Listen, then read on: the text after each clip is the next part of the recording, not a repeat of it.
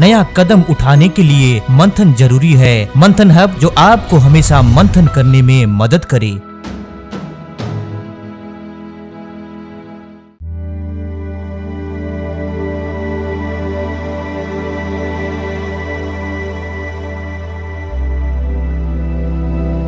समुद्र मंथन में आप सबका स्वागत है।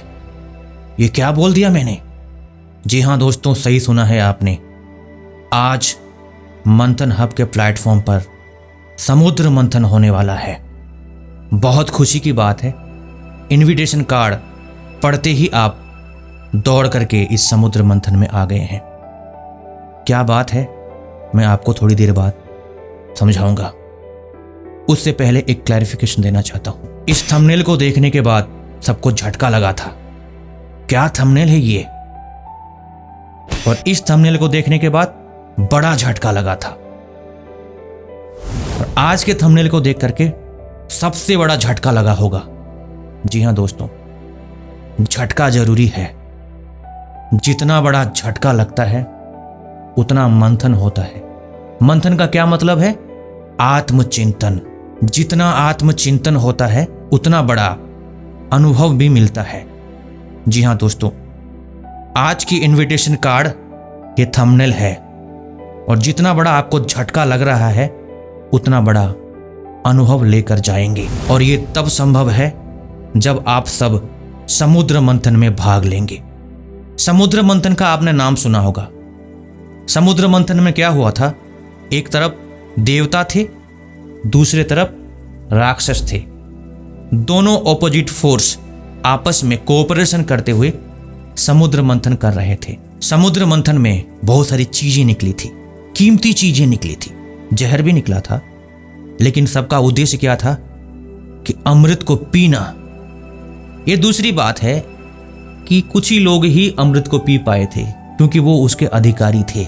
उसी तरह आज के समुद्र मंथन में कितने % लोग अधिकारी हैं अमृत पीने के लिए, ये तो वीडियो के अंत में ही पता चलेगा। हमारे हिसाब से 10% से ज्यादा लोग आज के समुद्र मंथन में निकले अमृत को पीने में अधिकारी नहीं है। अब आपको तय करना है, आपको 10% की कैटेगरी में आना है या 90% की कैटेगरी में आना है।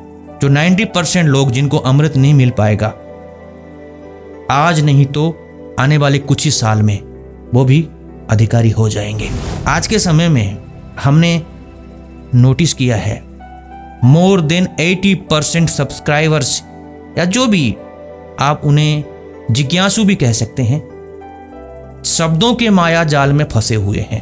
कहीं से कुछ पढ़ लिया, अपने मनमानी ढंग से ब्रह्मचर्य को समझ रहे हैं, यानी कि शब्द में ही ब्रह्मचर्य को समझ रहे हैं।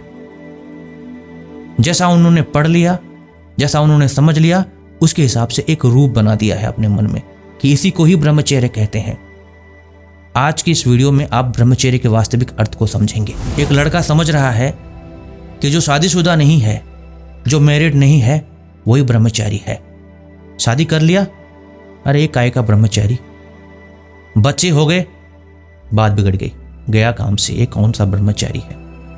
3 बच्चे हो गए, 4 बच्चे हो गए, तो गया काम से, ये तो भाई किसी भी कीमत पे ब्रह्मचारी नहीं है। थोड़ा 50 साल पहले चले जाइए आप, 10, 12, 15 भाई बहन हुआ करते थे।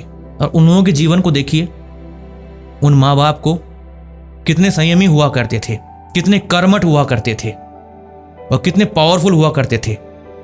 10-12 बच्चों को, 15 बच्चों तक भी संभालते थे, अपने पैर पर खड़ा करते थे और बहुत संयमी जीवन भी जीते थे। आज की तरह वासना में वो नहीं जीते थे। तो क्या वो ब्रह्मचर्य को फॉलो नहीं करते थे?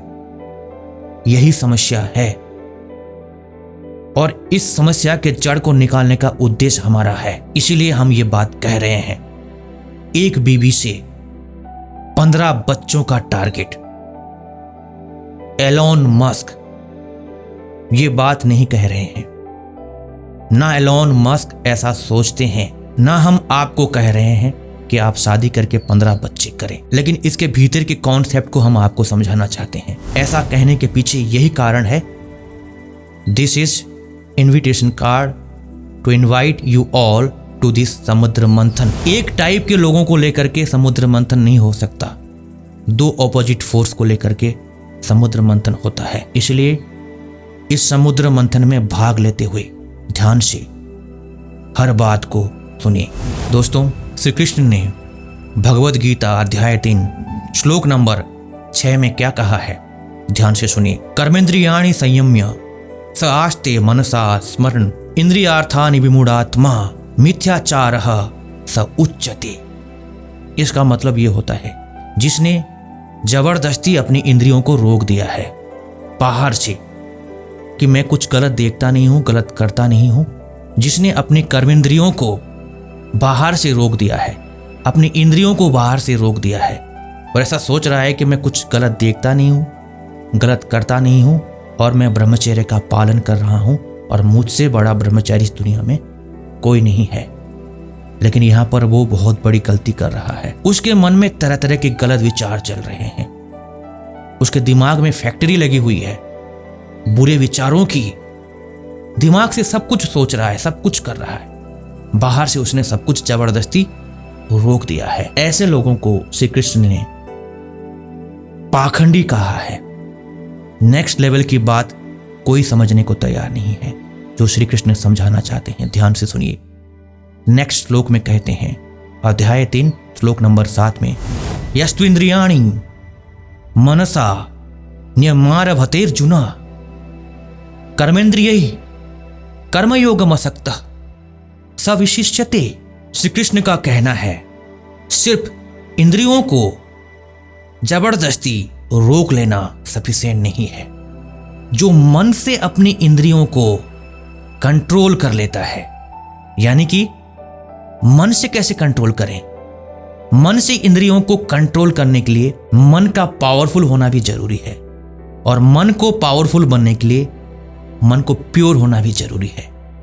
जो अपने मन को प्योर करते हुए, पावरफुल बनाते हुए मन से अपनी इंद्रियों को कंट्रोल कर लेता है, बाहर से जबरदस्ती रोकना नहीं, मन से कंट्रोल कर लेता है, वो उससे सुपीरियर है। किससे? जो जबरदस्ती अपनी इंद्रियों को रोक रहा है और समझ रहा है कि मैंने ब्रह्मचर्य को फॉलो कर लिया है। तो अभी हम फिर नेक्स्ट लेवल पे जाएंगे। भगवद गीता अध्याय 2 श्लोक नंबर 61 में श्री कृष्ण कहते हैं, तानि सर्वाणि संयम्य युक्त आसित मत्परः वशे ही यस्येन्द्रियाणि तस्य प्रज्ञा प्रतिष्ठिता। ये जो प्रज्ञा शब्द है ना, बहुत ही सुंदर शब्द है। आध्यात्मिक जगत में बहुत ही सुंदर शब्द है। अगर इस शब्द को आप ध्यान से समझेंगे बहुत मजा आएगा, अगर आपका इंटरेस्ट अगर इस फील्ड में है तो। जो अपनी इंद्रियों को कंट्रोल करते हुए अपने मन को मेरे अंदर एब्जॉर्ब कर लेता है, उसकी प्रज्ञा प्रतिष्ठित हो जाती है। यानी कि उसका जो ज्ञान है, उसकी जो नॉलेज है, परफेक्शन लेवल पर पहुंच जाती है। अब इस बात को ध्यान से सुनिए और समझिए। सबसे पहला स्टेप है इंद्रियों को मन से कंट्रोल करना, यानी कि मन को पावरफुल बनाते हुए प्योर बनाना है, प्लस पावरफुल भी बनाना है। फिर उसी मन को अपने मूल में ले जाना है। श्री कृष्ण ने बस अपने आप को रिप्रेजेंट किया है। वास्तविक में श्री कृष्ण का कहना है कि अपना जो मन है, जहां से वो उठता है, जहां से वो हरकत करता है, उसके मूल में उसको ले जाना है। जब ये मन मूल में चला जाता है, वो वहीं पर स्थिर हो जाता है। जैसे कि आपके पास घड़ी है, रिस्ट वॉच है, घड़ी देख रहे हैं आप, रिस्ट वॉच। अब वो घड़ी आप हाथ में पहनते हैं, उसी हिसाब से उसको डिजाइन की गई है।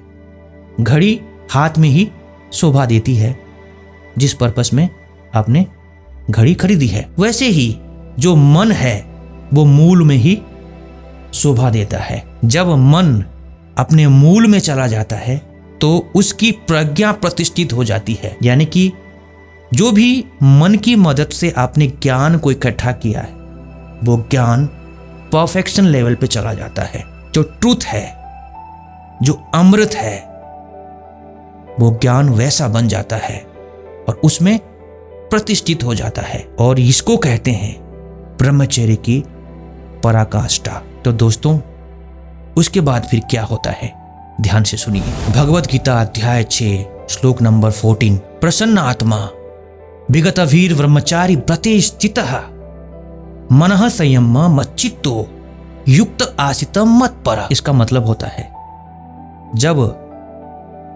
मन अपने मूल में चला जाता है और स्थिर हो जाता है तो वो मन अविचल हो जाता है। अब वो मन हिलता नहीं है अपनी जगह से और निडर हो जाता है और प्रसन्न हो जाता है। वास्तविक प्रसन्नता उसको कहते हैं। बाहर से कुछ देखने के बाद, कुछ एक्टिविटीज करने के बाद अगर आपका मन प्रसन्न हो रहा है वो एक बाहरी प्रसन्नता है, लेकिन जब मन श्री कृष्ण के कहे अनुसार सत्य में रेस्ट करता है, प्योर नॉलेज में रेस्ट करता है, वो मन फियरलेस हो जाता है, निडर हो जाता है और क्या हो जाता है, ब्लिसफुल, प्रसन्न हो जाता है और क्या होता है, अविचल हो जाता है, अपनी जगह से हिलता नहीं है। और वैसा व्यक्ति उस सत्य को अपना गोल समझते हुए उसके ध्यान में डूबा रहता है। उसको कहते हैं ट्रू ब्रह्मचारी, जो श्री कृष्ण के हिसाब से है। अब आप लोगों को विचार करना है, आत्मचिंतन करना है। जो भी हमने भगवत गीता के श्लोकों के रेफरेंसेस दिए हैं उन श्लोकों को फिर से पढ़ना है, बार बार विचार करना है, समुद्र मंथन करना है। अब ये अमृत कौन निकाल सकता है वो इंडिविजुअल के ऊपर है।